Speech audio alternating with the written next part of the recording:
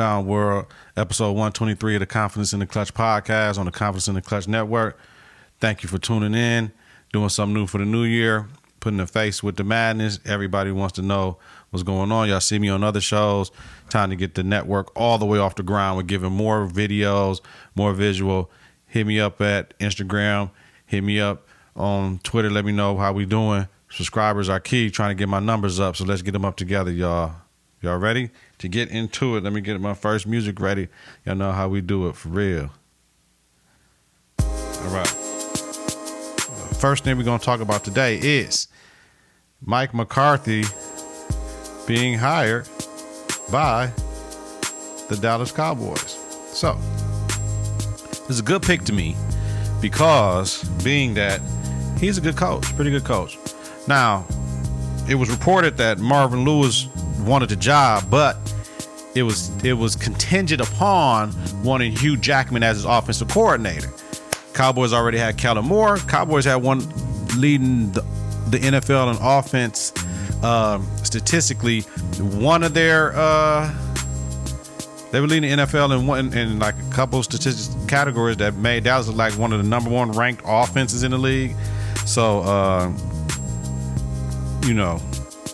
that was a reason why reportedly Marvin Lewis didn't get the job. Now, look at Mike McCarthy's record, right? Aaron Brooks in New Orleans, Alex Smith in San Francisco. He was all a part of that quarterback coach, offensive coordinator type of deal, right?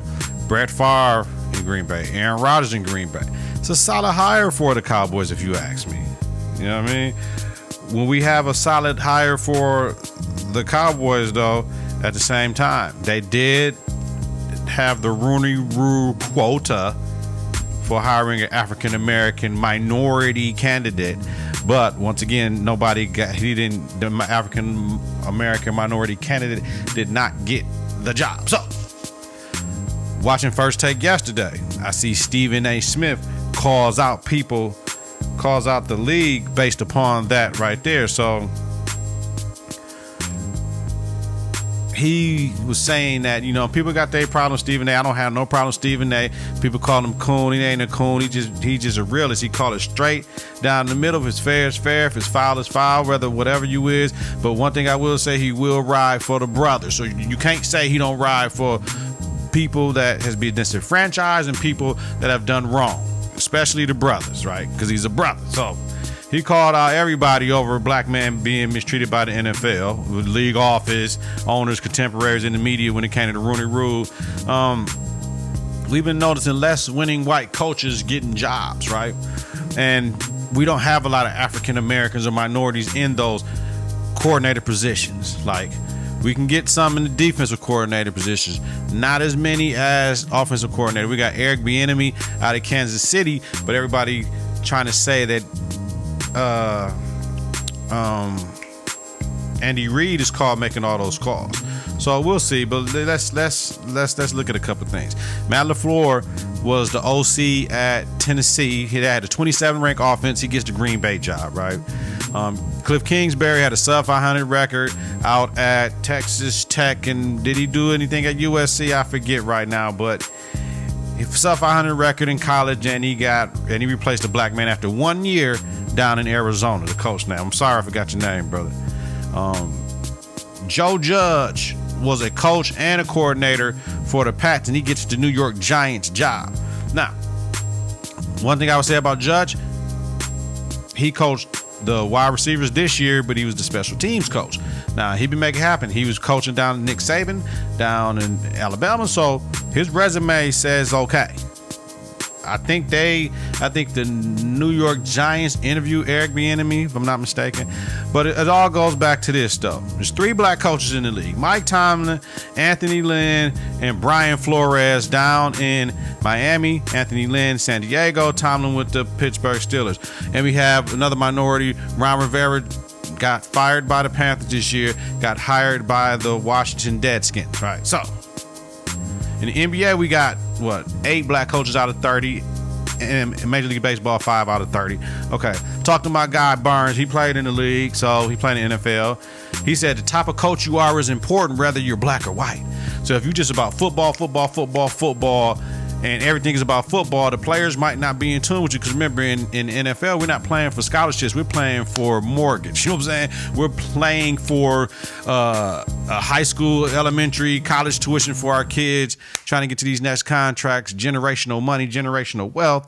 So with that being said, that is a different type of understanding who I am. And if you take the time to understand who I am, then I'll play harder for you. Because you expect me to go bust my ass for you. You don't even know who I am, what I like to eat. It's kind of hard, but you got a 53, 54-man roster. You can make your way around the locker room. He said his coach, when he was at Carolina, used to come around. He had seeds. He'd come and grab his seeds out of his thing, sit down talking to him about other stuff. Nothing about football. That make you want to play hard for your coach. That's what he was telling me. So, you know, my problem with that whole thing is, y'all remember my problem with the Packers. They fired Ray Rhodes. They said he was a player's coach. Everybody can be a player's coach almost except for like black coaches that's coming in new. Because if you're a player's coach, they're going to say you don't have control. You letting people, the inmates run the asylum and players are out of control and all this other stuff. And you letting them get away with too much and they're undisciplined. But if another coach come in, they don't say all that. But the brothers, they definitely say that. That's why Ray Rhodes got fired back in like 90 something, right? So the problem is with hiring anybody, right? Being a manager, being a general manager, being an owner, is you hire people who you're comfortable with. So you hire people that look like you, right? And when you don't know somebody, it's hard to vouch for them, but you don't know people because they haven't been put in these positions to show you what they are, what they can do, and all these other things. Like we need more black. We should be promoting the league right now with all the black quarterbacks. You know what I mean? We got like 5 of the best quarterbacks are black, 5 out of the top 10, right?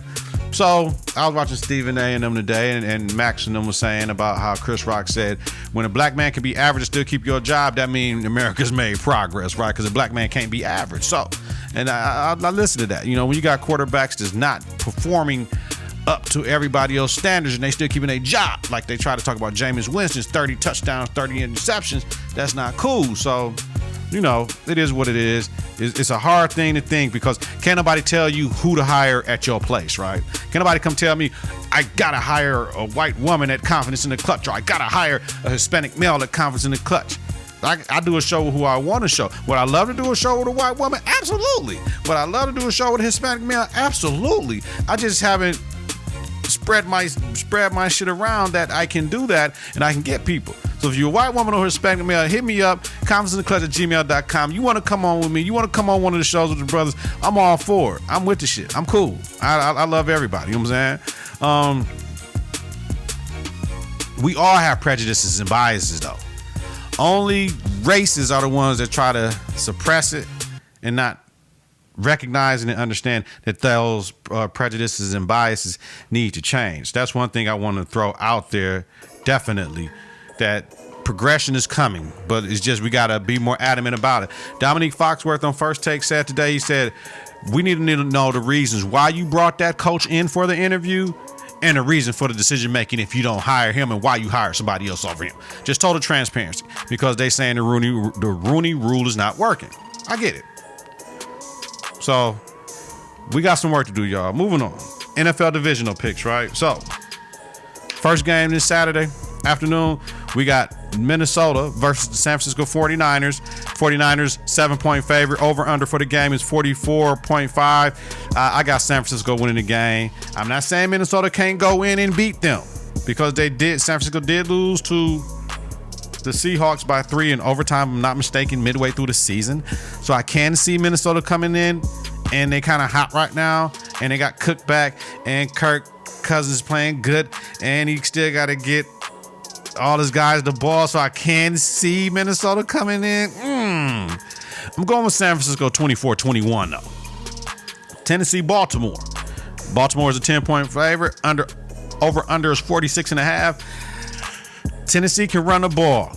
Baltimore got a pretty good defense. Can Tennessee contain Lamar Jackson? Maybe they can. I'm saying this is going to be another close game, but I have Baltimore pulling this one out 27-21. Okay. Sunday, we got Houston going into Kansas City. Kansas City's a 10-point favorite. Over. That's crazy, right? Over under is 51 points. I got Kansas City winning this game 35-17 because Houston offense didn't look that good without Will Fuller the fifth. Now I don't know if he's back, but if he is back, they could look a little bit better. But I can't see them going into Kansas City, playing out in the elements, and scoring a whole bunch of points. But I can see KC ready to rock and roll. In the last game, now I got to get the brothers on the podcast. We got to record at 5 on Sunday because the game come on at 5:40 in Green Bay. I know they want to go watch the game and party. I understand. Seattle versus Green Bay. Green Bay is a 4-point favorite going in. Over under 47. I have Seattle coming in Lambeau and coming on with it. Now, it can go the other way, but I can see this being a shootout. But they both got pretty good defenses. So I'm looking at a 21-17 Seattle win. I mean, Rodgers would have to be totally off, though. But then for Green Bay to win, Russell Wilson got to be totally off. So this is one of them pick'em games. We don't do pick'ems at Confidence in the Clutch. So I'm going with what I initially said. I initially said Seattle 24-17. Is that what I said? 24-17. That's what we're rolling with. All right, moving on. Tua Tagovailoa. I said it. He turned pro. Now, people were saying Tua shouldn't turn pro. He needs to go back, play a healthy season, so won't nobody say he's not healthy. No. Get the paper, dog. You won a national championship. You got unfortunate lower extremity injuries. You do not go back. You do not go back and tear up the other ankle or the other knee or whatever's going on. You don't do that. Whoever drafts you, let them draft you. And the key is, the lower you get drafted, the better team you go to. Look at Lamar Jackson right now. Look at DK Metcalf with the Seahawks right now. You don't think them other teams wish they would have drafted them earlier, but you don't think those brothers are happy where they are right now? You got to be kidding me. Hell yeah, they happy where they are right now. So Tua, you did the right thing. You can't throw at the combine. So what? That ain't stop other people from not getting drafted. And you going to go somewhere where you go ahead and make it happen. Now you can get healthy. Now you can get next level treatment and all that stuff, which we knew you got it at Alabama anyway. You got the best treatment you can get. But, hopefully Tua can pull it out. But definitely we do not go back. It's different if he's trying to raise his draft stock because he played bad this year. He wasn't playing bad. He just got injured and he got hurt. So Tua, don't listen to that. You made a good thing. Now, let's transition to the NBA, y'all. It's almost that trade season time, right? So, a couple things. We got Sacramento Kings inquiring about Kyle Kuzma, right? They're talking about some Bogdanovich type shit. Kyle Kuzma only make $2 million. Kuzma ain't going nowhere. Now, if you ask me what should have happened, we put Kuzma in the deal to get AD. We keep Lonzo Ball. If Lonzo's dad was the problem, all they had to do was do what they did now. He's shut out of the media. Nobody's saying nothing. He's with LaMelo in Australia doing Fox Sports down in Australia interviews. He's not a problem right now. Lonzo stay in LA because guess what? We need a guard like Lonzo. We need a guard like Lonzo. That's exactly what we need, right? Lonzo can give us 15 to 20 a game if we let him, right? If he playing with that confidence he playing right now. I was watching the game. It was a game last week they was playing and Lonzo was balling. He was balling. I think it was against the Lakers. He was balling. Yeah. Brandon Ingram needed the ball in his hands, but we could have got rid of Kuzma, put him with the AD trade, maybe not have gave up all them draft picks, right? All them number ones. And then we could have kept Lonzo. We wouldn't be looking for another guard like Darren Collison right now. How about that, Lakers? But I understand we had to do what we had to do to get AD. So nobody can ever say, no, don't do that. But I would have kept Lonzo right now. We got Kevin Love on the trading block, making $30 million a year. Andre Drummond got a player option at the end of this year. He's making like 29 that he can get. You always got to get that money too. We ain't giving up nothing. You know what I mean? Because Andre Drummond only like 28. K-Love had the injury history, so people might not want to. They say that's a lot of money for what he do. He need to just end up in L.A. buyout, but he got too many years left on that contract to buy him out. So we got Al Horford on the trade block and ain't working. I didn't think them two bodies was gonna work like that. And Ben Simmons got to get it together. We got to figure out a way for him and Embiid to work together. Otherwise, it's done. And they just signed him for a deal. He can't be traded. So it's crazy right now in the league with all that. So let's move on. Other NBA news, Kyrie's shoulder hurt is for real. You know what I'm saying? He's hurt for real. Everybody thinking he's playing. He just didn't want the ball. No. He doesn't want to take the anti-inflammatory drugs or the cortisone shots. I went through all of it with the displaced herniated disc in my back. The fourth one, the lower one. Man, listen, it's supposed to be a circle the size of a quarter with a jelly donut. My stuff is like this. And the jelly inside shoots out into my body, and that's where the irritation comes from, where I can't hardly walk like this past weekend. So the cortisone shots deteriorate your bone, right? Anti-inflammatory, stomach lining goes, kidney can, you can't. I was on a high ibuprofen called Melbac meloxicam. You can't take that shit for longer than like 6 months. You can't be on that. So what I do the Advil. He don't seem like you want to do that. He trying to see if rest is going to heal it. My shit ain't just going to heal with rest. I have a debilitating injury, so it's going to steadily erode and go away. I'm not trying to have the surgery, because once you have one surgery on your back, you have multiple. This ain't the knee. I ain't want the when I can't walk for real, they say I need surgery, I'm going to get it. So I truly get it. You know what I mean? The problem is, I want to ask Kyrie, is it debilitating though with the injury? Surgery may be his best option if he doesn't want to mask it with the medicine and all that. If the anti-inflammatory don't keep the pain down, or play through the pain. I'm going through the same thing. If I want to go to the gym, I want to go run and do the arc trainer and do the Stairmaster, I got to play through that pain. So it is what it is. Jokic balling. He dropped. Let me see what Jokic do the other day. Everybody's talking about everything Jokic doing. He dropped career high 47 versus the Hawks last night, I believe, or Monday night. He averaged 19 for the season. Like, Denver gonna compete with the Lakers for the number one seed. We know that already. Remember, the Lakers played a soft first half of the season due to the fact the NBA with the networks wanted to put them all on primetime games with the hard games. They gonna get that. Michael Porter Jr. starting now, playing well. They're gonna be a scary team come playoff time, y'all, for real. You know what I'm saying? Remember, they lost Game 7 to Portland at home in the Western semifinals. And Portland went on and got swept by the Warriors. Denver maybe would have gave the Warriors a better run for their money, though, because KD didn't play. That's all I'm saying. So let's get into these power rankings.